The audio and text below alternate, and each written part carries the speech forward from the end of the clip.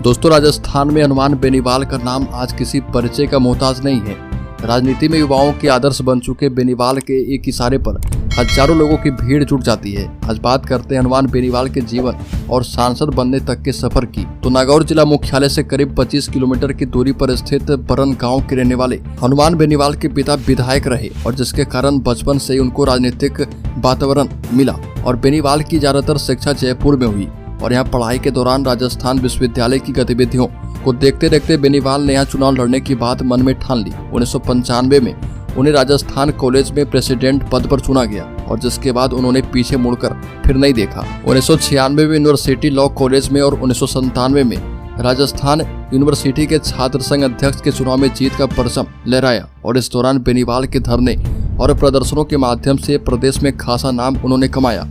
वर्ष 2003 में पहली बार ओम प्रकाश चौटाला की पार्टी इंडियन नेशनल लोकदल से नागौर के मुंडवा विधानसभा से चुनाव लड़कर दूसरे स्थान पर रहने वाले बेनीवाल वर्ष 2008 में भाजपा से विधायक बने और खिवसर विधानसभा क्षेत्र से विधायक बनने के बाद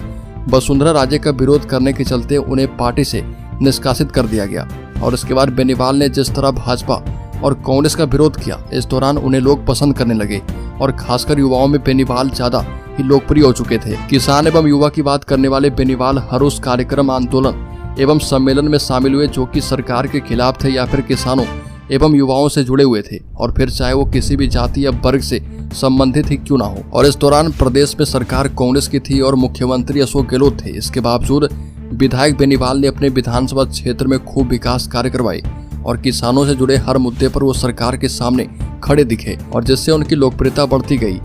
वर्ष 2013 के चुनाव में हनुमान बेनीवाल ने एक बार फिर से निर्दलीय के रूप में खिवसर से ताल ठोकी और चुनाव लड़कर विधानसभा पहुंच गए और इस दौरान उन्होंने वसुंधरा सरकार पर जमकर हमला किया। बता दें कि 2018 से पहले राजस्थान में जहां तीसरे मोर्चे के रूप में अपनी अलग पार्टी रालोपा यानी राष्ट्रीय लोकतांत्रिक पार्टी का गठन बेनीवाल ने किया, साथ ही 58 विधानसभा सीटों पर अपने प्रत्याशी को चुनावी मैदान में उतार दिया और 3 विधानसभा सीटों को जीतकर अपनी मौजूदगी राजस्थान में दर्ज करवाई। वर्ष 2018 के विधानसभा चुनाव के परिणाम आने के बाद जाट बेल्ट में भाजपा कमजोर साबित हुई। कई जगह विधायक हनुमान बेनीवाल की राष्ट्रीय लोकतांत्रिक पार्टी ने भाजपा को चुनाव में हरवाने का काम किया। जानकारी के मुताबिक 2019 के आम चुनाव से पहले भाजपा ने करीब 1 माह पहले हनुमान बेनीवाल से संपर्क किया और भाजपा के राष्ट्रीय अध्यक्ष अमित शाह रालोपा का भाजपा में विलय चाहते थे। पार्टी के बड़े नेताओं ने इसके लिए कोशिश भी की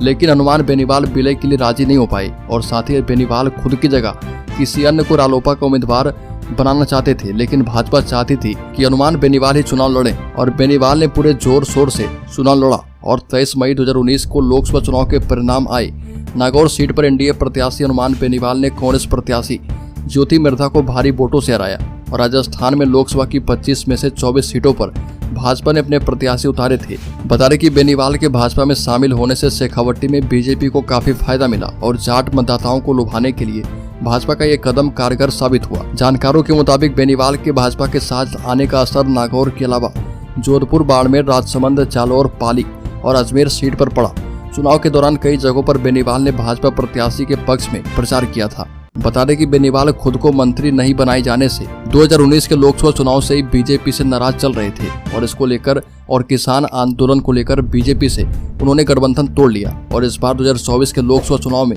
वो फिर से नागौर सीट से ही लड़ रहे और ज्योति मिर्धा के खिलाफ खड़े हैं। तो दोस्तों, इस वीडियो में इतना ही। राजस्थान से संबंधित हर एक न्यूज को पाते रहने के लिए सब्सक्राइब करें और बेल आइकॉन जरूर दबा लें।